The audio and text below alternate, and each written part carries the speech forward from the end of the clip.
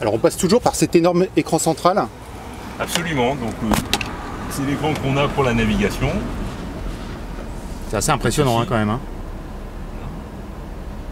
Qui utilise Google Maps. On peut l'avoir en mode écran, enfin carte classique. On peut l'avoir pour ceux que ça intéresse, mais enfin ça n'a pas de grand intérêt.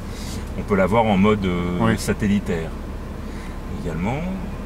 Et après donc tout ça gère toutes les fonctionnalités de la voiture. Toutes les fonctionnalités de la voiture sont là. Moi, juste ce que j'utilise typiquement en mode de roulage, c'est j'ai ce setup là, c'est-à-dire que tout ce qui est consommation. Je mets la caméra arrière, j'inverse, et donc j'ai en haut la consommation en temps réel, et j'ai une caméra arrière qui me permet dans Paris de détecter s'il y a un scooter par exemple qui va s'approcher, et je vais m'écarter pour laisser passer et éviter d'avoir un petit accrochage, les piétons ou autres, tout ce qu'il peut y avoir comme danger qui arrive par l'arrière.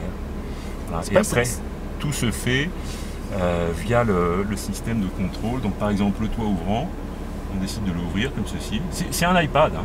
C'est un iPad sur roue. Tout est tactile.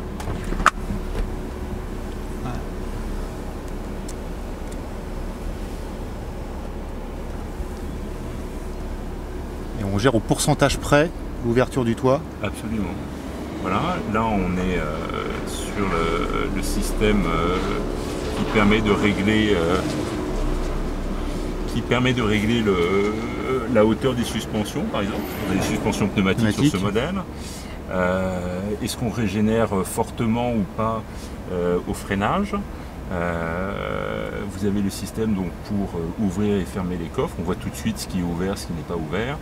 Le type d'éclairage qu'on a sélectionné, y compris l'éclairage intérieur, plus ou moins actif.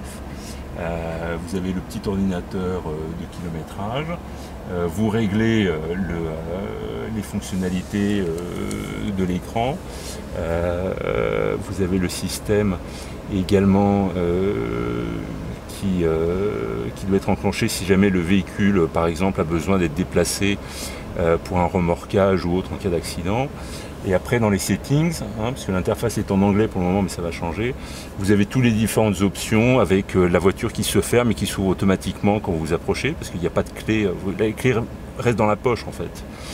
La possibilité d'avoir les phares qui restent allumés pendant 1 minute quand vous quittez le véhicule par sécurité. Tout est paramétrable quasiment. Voilà, tout est là. Et vous avez même la possibilité, si vous avez un garage avec un bip, de remplacer votre bip de garage par l'émetteur qui se trouve à l'avant de la voiture, qui fait que dès que vous approchez de votre garage, la porte s'ouvre automatiquement. La porte s'ouvre automatiquement. C'est classe.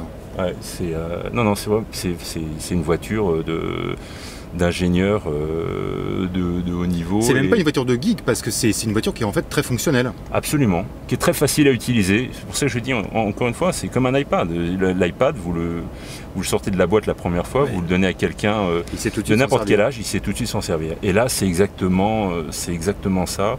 Les seules subtilités. Pas des sous-menus. Absolument pas. Voilà, le système de recharge est là. Vous voyez, on voit qu'on est câblé. Il y a l'autonomie qui reste. Vous pouvez éventuellement prévoir un système de recharge si vous avez un abonnement heure creuse pour dire voilà, commencer la recharge à partir de 22 h et la terminer à 6 h du matin. Vous avez toutes les possibilités. Donc en fait, il n'y a plus aucune touche. Maintenant, tout est tactile. Non, même la clim. C'est le contraire de la philosophie de Porsche. Porsche est très connu pour avoir une fonction. Exactement. Voilà. Et là, on est sur un design qui fait penser au design d'Apple. Un peu suédois aussi. Un peu suédois, mais et Apple. À croire d'ailleurs que c'est un designer d'Apple qui a travaillé sur le design de la Tesla Model S.